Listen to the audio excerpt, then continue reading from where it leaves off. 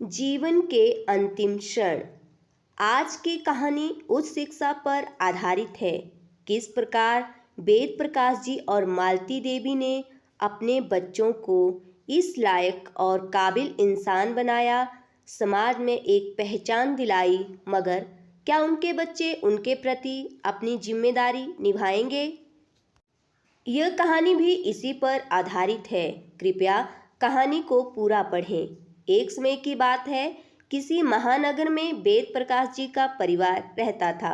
उनका छोटा सा परिवार था। उनकी पत्नी मालती देवी और उनके दो बच्चे आनंद और विवेक उनके साथ रहते थे। वेद प्रकाश जी सरकारी नौकरी में अच्छे पद पर कार्यरत थे, मगर वह गरीब परिवार से होने के कारण उनका बचपन बहुत गरीबी से गुजरा था।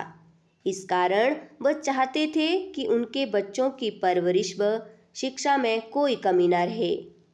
उन्होंने अपने बच्चों को अच्छी स्कूल में पढ़ाया और छोटी उम्र में ही अपने बच्चों को विदेश में पढ़ने के लिए भेज दिया। उनकी पत्नी मालती चाहती थी कि उनके बच्चे उनके पास ही रहें। मालती देवी ने वेद प्रकाश जी को कई बार समझाया कि वह बच्चों को अपने पास ही रहने दें। यहाँ भी अच्छी शिक्षा व्यवस्था है। यहाँ पढ़कर भी वह एक सफल और काबिल व्यक्ति बन सकते हैं, जैसा कि वेद प्रकाश जी चाहते हैं। मगर वेद प्रकाश जी का रुख हमेशा से ही विदेश की ओर था। उन्होंने हमेशा मालती देवी की बात को अनदेखा कर दिया। समय के साथ आनंद और विवेक भी बड़े हो गए और वेद प्रकाश जी और मालती देवी की उम्र ढल रही थी। जब आनंद और विवेक ने अच्छी शिक्षा हासिल कर ली और विदेश में ही एक कंपनी में अच्छे पद पर नौकरी लग गए, वर्षों बाद अपने माता पिता से मिलने उनके घर आए और काफ़ी दिन उनके पास गुजारे। वेद प्रकाश जी अपने बच्चों की सफलता देखकर फूले नहीं समा रहे थे। हमेशा से ही वह यही चाहते थे कि उनके बच्चे एक काबिल और सफल व्यक्ति बने। मालती देवी के मन में हमेशा से ही एक सपना था कि उनके बच्चे उनके पास रहें, उनका घर परिवार हमेशा फूला फला रहे, उनके बच्चों की भी गृहस्थी हो, घर में उनकी बहू और पोते पोतियों की किलकारियों से घर चहकता रहे। मगर ये बात वेद प्रकाश जी को समझाना मुश्किल था। उनके बच्चे पूरा एक महीना उनके पास रहे, उनके साथ समय बिताया, अपने सुख दुख की हर बात एक दूसरे को बताते रोज शाम को। मालती देवी बच्चों के लिए अच्छे अच्छे पकवान बनाती। रोज वह लोग घूमने जाते। समय के अनुसार अब उनके बच्चों की छुट्टियां समाप्त हो गई और वह अपने घर चले गए। कुछ ही समय पश्चात उनके बच्चों ने अपने माता पिता को टेलीफोन पर खुशखबरी दी कि उन्होंने वहीं अपने पसंद की लड़की से शादी कर ली है। यह खबर सुनकर मालती देवी और वेद प्रकाश जी बहुत खुश हुए। उनकी खुशी का ठिकाना नहीं था। खुशी के साथ एक बात का दुख भी था कि काश वह अपने बच्चों की शादी धूमधाम से होते हुए देखते और सभी दोस्तों व रिश्तेदारों को दावत देते, जश्न मनाते। मगर फिर भी उन्होंने अपने सभी रिश्तेदारों व जान पहचान वालों में मिठाइयाँ बांटी। अब मालती और वेद प्रकाश जी छोटी छोटी बातों में अपनी खुशियाँ ढूंढने लगे थे। वेद प्रकाश जी के एक खास मित्र गौतम जी, जो उनके पड़ोसी थे, जो अक्सर उनके पास आते थे, वह सुबह शाम उनके घर में पार्क में ही समय व्यतीत किया करते थे। अब वेद प्रकाश जी के सेवानिवृत्ति का समय हो गया। उन्होंने अपने बच्चों को बताया और उन्हें भी बुला लिया। पिताजी की सेवानिवृत्ति की खुशी के मौके पर आनंद और विवेक भी कुछ दिनों के लिए घर आ गए। एक छोटी सी पार्टी रखी गई जिसमें खास लोगों को आमंत्रित किया गया। अब आनंद और विवेक भी अपनी पत्नियों के साथ अपने माता पिता की खुशी में शामिल होने आ गए। उन्हें देख मालती देवी और वेद प्रकाश जी का खुशी का कोई ठिकाना नहीं था। अपनी बहुओं को पहली बार अपने पास देखकर दोनों बहुत खुश थे, जैसे कोई सारे जहां की खुशियां उनके सामने हों। मन ही मन दोनों को एहसास हो रहा था कि आज उनका घर पूरा हो गया है। कुछ दिन तक दोनों बेटे वहीं थे। मालती देवी ने वेद प्रकाश जी को बहुत समझाया कि अपने बच्चों से कहो कि अब वो अपने माता पिता के पास ही रहे। विदेश पढ़ने भेजा था, वहाँ बसने के लिए नहीं भेजा था। कहीं ना कहीं यही बात अब वेद प्रकाश जी के मन में भी घर कर रही थी कि आनंद और विवेक उन्हीं के पास अपने घर में ही रहे, मगर कभी वह मालती देवी को बता नहीं पाए। अब उसी समय उनके खास मित्र गौतम जी भी आ गए। मालती देवी ने उन्हें सारी बात बताई तो उन्होंने भी मालती देवी का साथ दिया और वेद प्रकाश जी को बहुत समझाया कि अब वह अपने बच्चों को अपने पास ही रखे। अगले दिन वेद प्रकाश जी अपने परिवार के साथ बैठे हुए थे। वेद प्रकाश जी ने अपने बच्चों को समझाया कि अब वह अपने माता पिता के पास रहे। अब हमारी उम्र हो चुकी है, हमारे जीवन का क्या भरोसा, कब हमें तुम्हारी जरूरत पड़ जाए। मगर विवेक, आनंद और उनकी पत्नियां ये समझने को तैयार नहीं थे। उनकी नौकरी पेशा सब कुछ तो वहीं पर था। वह अब पूरी तरह विदेशी सभ्यता में घुल मिल चुके थे। वहाँ की सभ्यता और शोहरत उन्हें रास आ चुकी थी। माता पिता के ज़्यादा जोर देने पर उन्होंने पिताजी से कहा कि अब आप सेवानिवृत्त हो चुके हों, क्यों ना हमें यहाँ रखने की बजाय आप ही हमारे साथ विदेश चलो। आप भी अपना बाकी का जीवन हमारे साथ गुजारें। आनंद और विवेक की पत्नियों ने भी उनसे यही आग्रह किया। आनंद और विवेक के मुंह से ये बात सुनकर माता पिता दोनों खुश हुए, मगर वह अपना घर नहीं छोड़ना चाहते थे। आखिर में उन्होंने अपने बच्चों की बात मान ली। अब दोनों अपने बच्चों के साथ विदेश चले गए। आनंद और विवेक दोनों के पास अपने दो बड़े से फ्लैट थे जो एकदम आसपास में ही थे, जिसमें उसके माता पिता दोनों आराम से रह सकते थे। मगर आनंद और विवेक के साथ साथ उनकी पत्नियां भी नौकरी करती थी।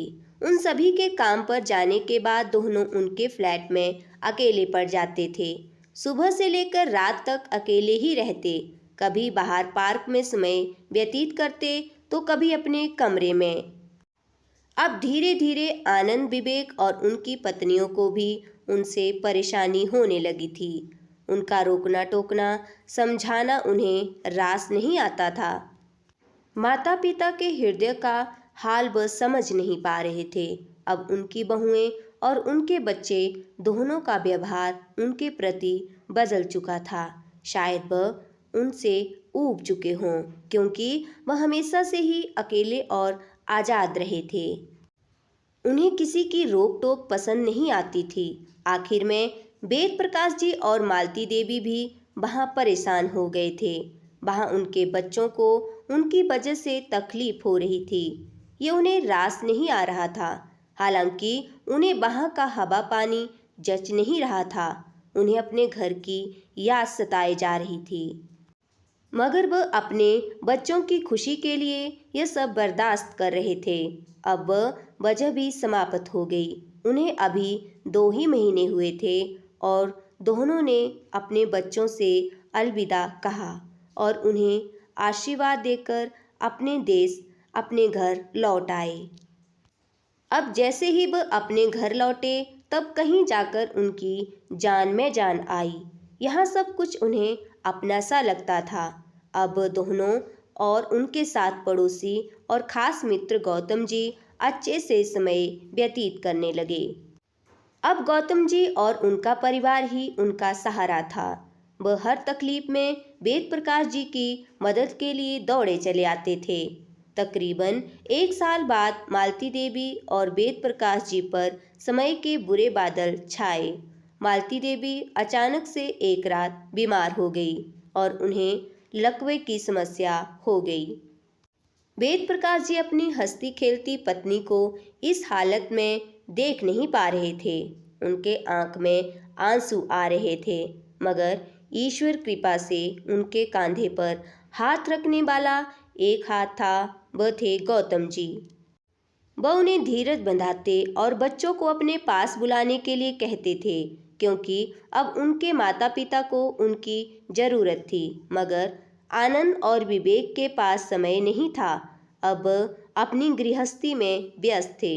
उन्हें अपनी नौकरी से इतनी छुट्टियां नहीं मिल पा रही थी। कुछ दिन अस्पताल में बिताने के बाद मालती देवी को घर में लाया गया। अब मालती देवी पहले से काफ़ी ठीक थी, मगर उनके शरीर का एक हिस्सा लकवाग्रस्त हो गया था। उनके पास बिस्तर पर रहने के अलावा कोई विकल्प नहीं थी। उनका एक हाथ, एक पैर और एक तरफ के शरीर का भाग बेजान हो गई थी। वेद प्रकाश जी रोज सुबह जल्दी उठकर मालती देवी के लिए चाय नाश्ता तैयार करते। फिर जब वह उठ जाती तो प्रातःकाल का नित्य कर्म भी वही करवाते थे। अब मालती देवी पूरी तरह से वेद प्रकाश जी पर निर्भर थीं। मन ही मन दोनों अपने बच्चों को बहुत याद करते, मगर वह समझ गए थे कि उनके पास उनके लिए समय नहीं होगा। कुछ महीने बीत जाने के बाद ही मालती देवी और वेद प्रकाश जी को आनंद और विवेक ने खुशखबरी सुनाई कि वह दादा दादी बन गए हैं। आनंद के घर एक पुत्र ने जन्म लिया है। मालती देवी लकवाग्रस्त होने के कारण बोल तो नहीं पाती, मगर अपनी खुशी इशारों से जाहिर करती। यही दृश्य दूर उनके घर के द्वार पर खड़े गौतम जी देख रहे थे। उनके सामने एक मजबूर माता पिता, जिन्हें अपने बच्चों की सख्त ज़रूरत है, मगर उनके बच्चे उनके साथ नहीं होने के बावजूद भी अपने पोते के जन्म की खुशी कैसे जाहिर कर रहे हैं। कभी हंस रहे थे तो कभी रो रहे थे। आखिर में गौतम जी ने अपने परिवार के सदस्यों को यह खुशखबरी दी तो सभी वेद प्रकाश जी और मालती देवी की खुशी में शामिल होने और उन्हें सांत्वना देने उनके घर आ गए। सभी ने उन्हें बधाई दी और साथ में आनंद और विवेक के जल्द ही घर आने की सांत्वना भी दी। सभी को अपने घर में देख दोनों बहुत खुश हो गए। सभी ने मिलकर शाम को वेद प्रकाश जी के पोता होने की खुशी में एक छोटी सी पार्टी रखी और शाम को भरपूर एंजॉय किया। देर रात तक पार्टी खत्म हो गई। सभी वेद प्रकाश जी और मालती देवी को अलविदा कहकर अपने घर चले गए। एक दिन वेद प्रकाश जी मालती देवी के सुबह नित्य कर्म के बाद उनके लिए चाय बनाने रसोई की ओर गए। मालती देवी को सुबह सबसे पहले चाय पीने की आदत थी। वह अपने पलंग पर लेटी हुई थी, अपने पति का इंतजार कर रही थी। काफ़ी देर हो जाने के बाद भी उनके पति नहीं आए। उन्होंने सोचा शायद वह बगीचे में पौधों को पानी देने चले गए होंगे। अब बहुत समय हो चुका था, तकरीबन 1 घंटा, मगर वेद प्रकाश जी कमरे में नहीं आए। मालती देवी उनका बेसब्री से इंतजार कर रही थी। उन्हें समझ नहीं आ रहा था कि आखिर वह क्या कर रहे हैं।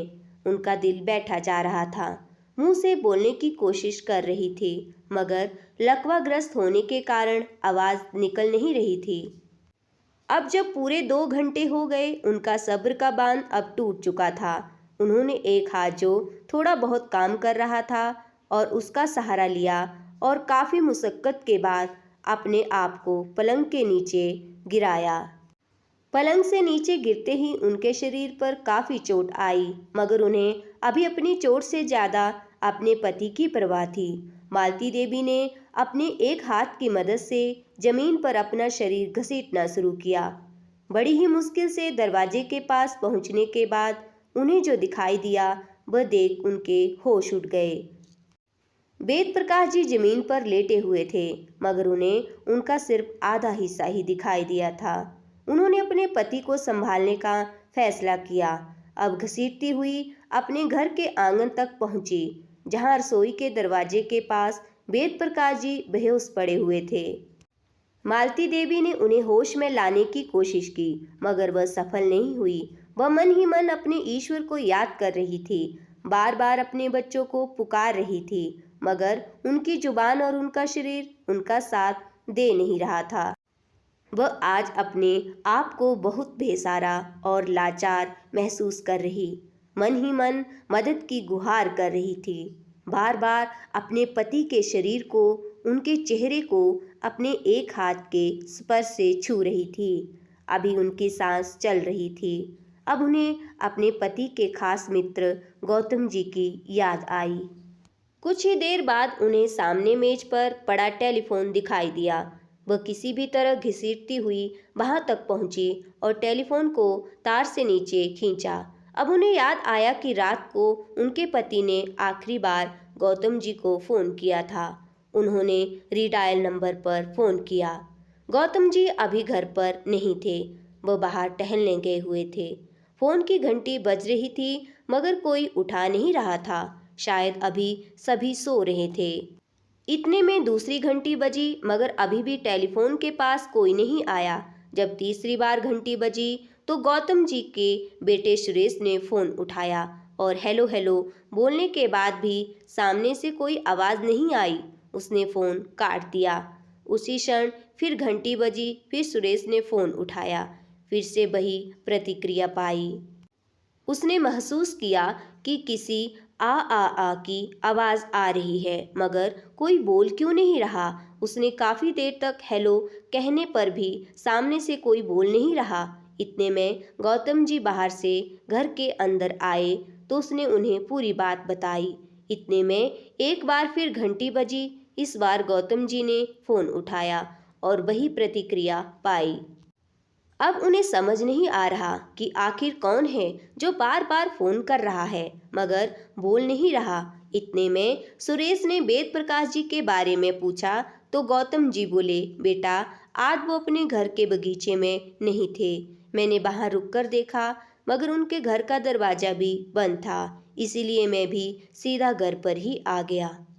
मगर तू उनके बारे में क्यों पूछ रहा है? सुरेश बोला, कहीं उन्हें हमारी मदद की ज़रूरत तो नहीं है? गौतम जी बोले, बेटा मदद की ज़रूरत होती तो वेद प्रकाश जी हमें फ़ोन कर देते। रात को ही तो बात हुई है उनसे, और वह तो सुबह शाम मेरे साथ ही रहते। उन्हें किसी चीज़ की ज़रूरत होगी तो वह मुझे ज़रूर बोलेंगे। सुरेश बोला, पापा कहीं मालती आंटी ने तो फ़ोन नहीं किया?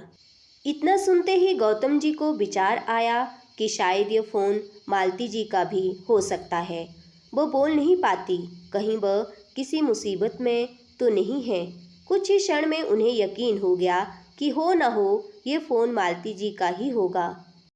गौतम जी ने फैसला किया कि वह अभी इसी वक्त वेद प्रकाश जी के घर में जाएंगे और उनका हाल चाल पता करके आएंगे, जिससे उन्हें तसल्ली भी हो जाएगी। सुरेश भी गौतम जी की बात से सहमत था, अतः वो दोनों वेद प्रकाश जी के घर की ओर गए। उन्होंने उनका दरवाज़ा व बेल बजाई, मगर कोई सुन नहीं रहा था। काफ़ी समय हो जाने पर भी जब किसी ने दरवाज़ा नहीं खोला तो सुरेश ने खिड़कियों में से झांकने की कोशिश की, मगर सभी खिड़कियां बंद थी। एक रोशनदान में से सुरेश ने देखा कि मालती जी के पास टेलीफोन पड़ा है और वह जमीन पर लेटी हुई है। उसने आवाज़ देने की कोशिश की, मगर कोई सुनने वाला नहीं था। उसने गौतम जी को ये बात बताई तो गौतम जी ने आसपास के 8-10 लोगों को इकट्ठा किया। अब गौतम जी और सुरेश ने बड़ी मुश्किल से दरवाज़ा तोड़ा तो उन्होंने जो देखा वह देख सभी हक्के बक्के रह गए। एक तरफ वेद प्रकाश जी जमीन पर पड़े हुए थे और एक कोने में मालती देवी जमीन पर पड़ी हुई थी। उन्होंने दोनों को होश में लाने की कोशिश की, मगर वो उसमें सफल नहीं हुए। वो फौरन उन्हें अस्पताल लेकर गए। डॉक्टर ने जब उनकी जांच की तो पता चला कि अब उनकी सांसें दम तोड़ चुकी हैं। वेद प्रकाश जी को दिल का दौरा पड़ा था। उनकी आवाज़ सुनने वाला कोई वहाँ नहीं था। शायद कुछ देर बाद उन्होंने वहीं दम तोड़ दिया और मालती उनकी यह हालत देख नहीं पा रही थी। मन ही मन तड़प रही थी। उन्हें भी यह सदमा बर्दाश्त नहीं हुआ और उन्होंने भी अपने प्राण त्याग दिए। दोनों पति पत्नी जो एक दूसरे का सहारा थे, दोनों ने दुनिया को एक साथ अलविदा कह दिया। गौतम जी और उनका बेटा सुरेश बस सभी यह हादसा देखकर आंसू बहा रहे थे। उन्होंने उनके बेटे को सूचना करने की कोशिश की। वेद प्रकाश जी की एक डायरी में आनंद व विवेक ने फ़ोन नंबर तो मिल गया, मगर बहुत बार फ़ोन करने पर भी नेटवर्क नहीं मिल पा रहा था। इस तरह सुबह से शाम होने वाली थी, मगर उनके बेटों को सूचना नहीं मिल पा रही थी। गौतम जी व आसपास के लोगों ने वेद प्रकाश जी व मालती देवी का अंतिम संस्कार पूर्ण क्रियाक्रम के साथ किया। दूसरे दिन उनके बेटों से संपर्क हो पाया तो उन्होंने उन्हें उनके माता पिता के स्वर्गवास हो जाने की खबर दी और वह 2 दिन बाद अपने माता पिता के घर आए। गौतम जी ने उन्हें उनके माता पिता की अस्थियां व उनके घर की चाबी देकर अपना फर्ज निभाया। दोस्तों, कहानी को पढ़ने का नज़रिया सभी का अलग अलग हो सकता है, इसीलिए मैं आपसे जानना चाहती हूँ कि आपको इस कहानी से क्या सीख मिलती है। कृपया मुझे कमेंट में अपनी राय ज़रूर दें और हमारे चैनल को सब्सक्राइब, लाइक, शेयर करना ना भूलें। धन्यवाद।